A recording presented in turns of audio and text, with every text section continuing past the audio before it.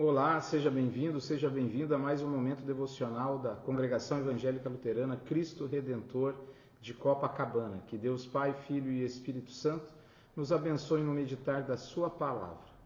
Hoje eu quero convidar você a meditar sobre uma história bíblica muito antiga, a história de Caim e Abel.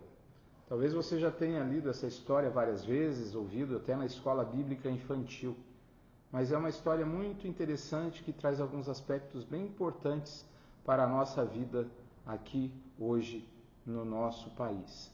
Te convido então a orarmos ao nosso Deus. Querido e bom Deus, graças te damos pelo teu amor, pela tua generosidade.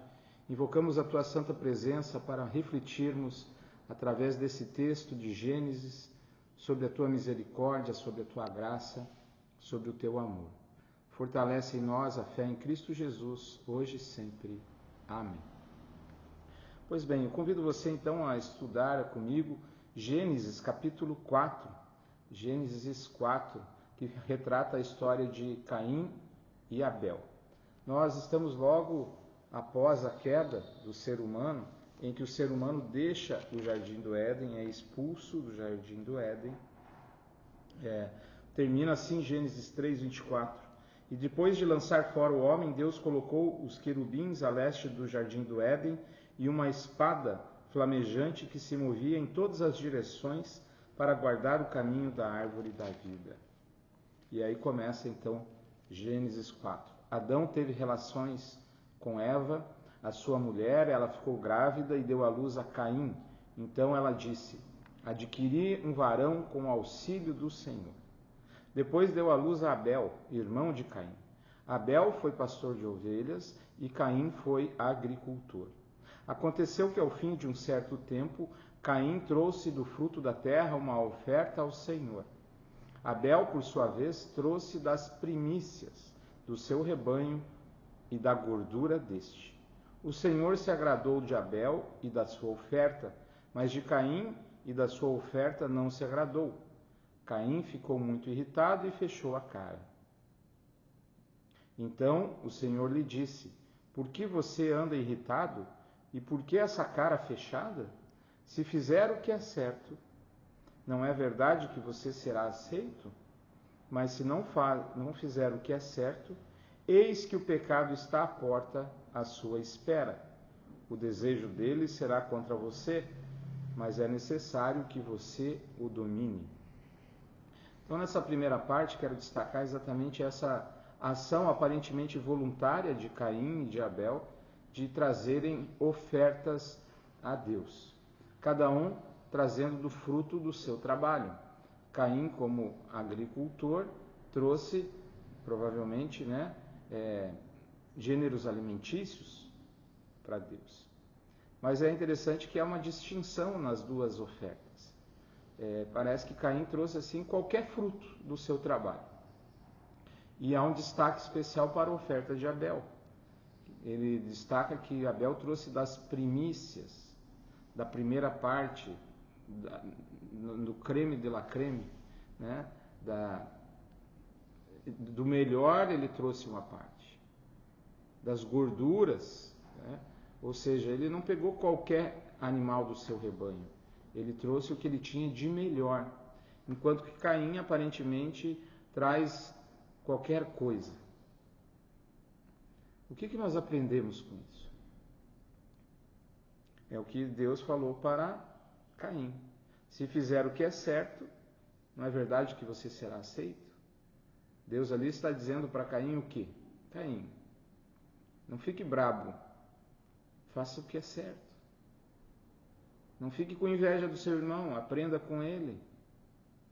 Grande reflexão para mim e para você. Como estamos ofertando ao nosso Deus? E eu me refiro aos nossos recursos financeiros, a nossa vida, os dons, os talentos que nós temos. Será que nós estamos fazendo e vivendo uma relação com Deus correta ou de qualquer maneira? A oferta de Caim e Abel foi voluntária, mas as duas tinham coisas diferentes. As duas foram frutos do trabalho abençoado por Deus. Primeiro, eles tiveram os seus frutos do trabalho, os animais, os gêneros alimentícios. Então, eles separam uma parte e levam para Deus. Abel traz o que tinha de melhor, Caim traz o que ele tinha. Caim não foi aceito por Deus. Isso gerou revolta no coração de Caim. E por isso Deus vai ao encontro dele e procura ensinar a ele a fazer as coisas corretamente. E ele diz: se você fizer o que é certo, a sua oferta é aceita. Esse é um grande recado: façamos o certo. O cristão procura fazer o que agrada a Deus.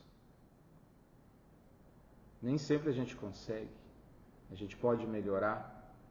Que bom que a gente pode lembrar disso lendo esse texto e recomeçar hoje. Assim como Deus desejava que Caim recomeçasse sua relação com ele. Que ele dominasse esse pecado que estava à porta, que se controlasse, se arrependesse e fizesse as coisas certas, de maneira diferente do que ele tinha feito a primeira vez. Mas infelizmente eu e você sabemos como termina essa história. E Caim disse a Abel, o seu irmão: vamos ao campo, como está registrado aqui em Gênesis 4:8. Estando eles no campo, Caim se levantou contra Abel, o seu irmão, e o matou. O Senhor disse a Caim: onde está Abel, o seu irmão? Ele respondeu: não sei, por acaso sou o guardador do meu irmão? Agindo como se Deus não soubesse das coisas. Às vezes nós também agimos assim. E o Senhor disse, diz o texto no versículo 10, o que foi que você fez?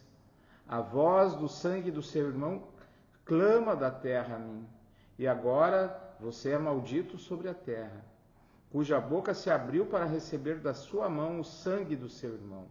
Quando você cultivar o solo, ele não lhe dará a sua força, você será fugitivo e errante pela terra.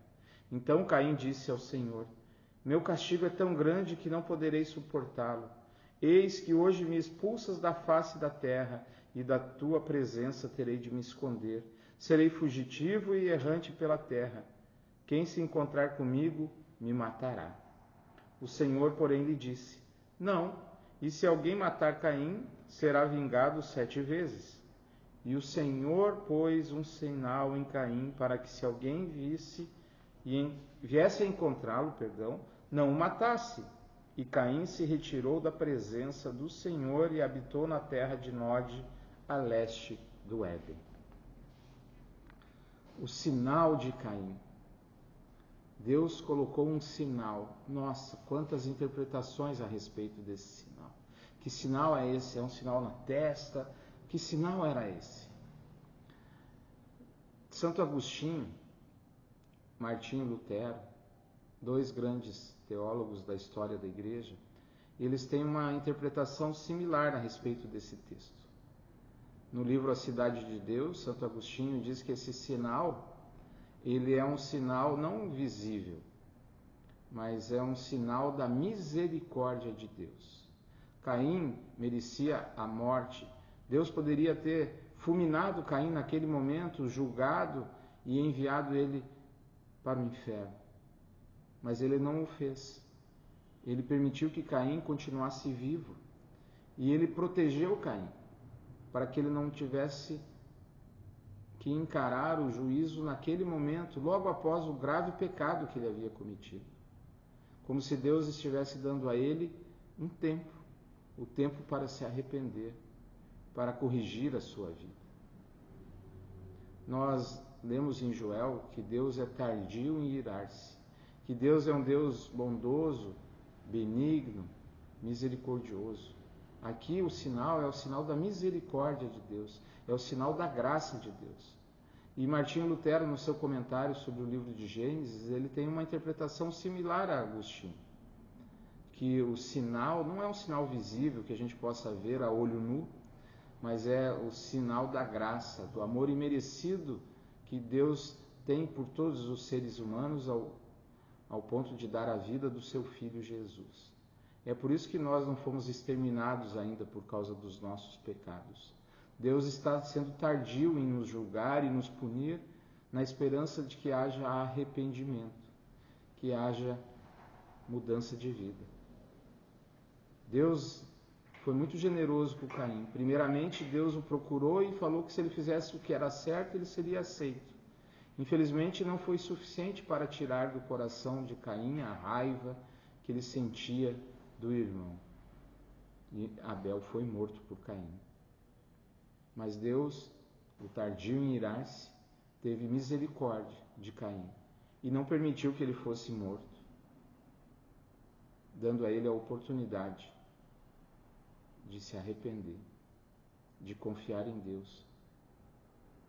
Fazer o que é certo é crer em Jesus como seu Salvador. Isso é impossível ao ser humano. Portanto, se você crê, é porque Deus colocou no seu coração o sinal da sua graça. Esse sinal, ele surge na nossa vida no dia do nosso batismo, no dia em que ouvimos a palavra de Deus e ela fez sentido para nós e nós fomos tocados pelo Espírito Santo e o Espírito Santo gerou em nós a fé. Não é à toa que o Espírito Santo habita no nosso coração. É o sinal, é o penhor de que eu e você somos salvos e alvos da graça de Deus. Portanto, eu e você, nós que cremos em Jesus, temos o sinal, a marca da misericórdia e da graça de Deus. Quem crer em Jesus, mesmo que morra, viverá. Eu creio. Amém. Vamos orar? Querido e bom Deus, graças te damos por ser um Deus misericordioso e bondoso, que aprendamos a controlar os nossos instintos, a nossa raiva, a nossa inveja. Perdão, Senhor, por tantos pecados. Fortalece em mim o desejo de fazer o que é correto. Fortalece em mim a fé em Cristo Jesus. Que eu lembre do teu amor e da tua misericórdia todos os dias da minha vida. Amém. Que o Senhor te abençoe e te guarde, que o Senhor faça resplandecer o seu rosto sobre você e tenha misericórdia de você. Que o Senhor sobre você levante o seu rosto e te dê a paz. Amém. Que Deus te abençoe e te guarde e espero você domingo, 10h30 no nosso culto. Um forte abraço, que Deus te abençoe hoje e sempre.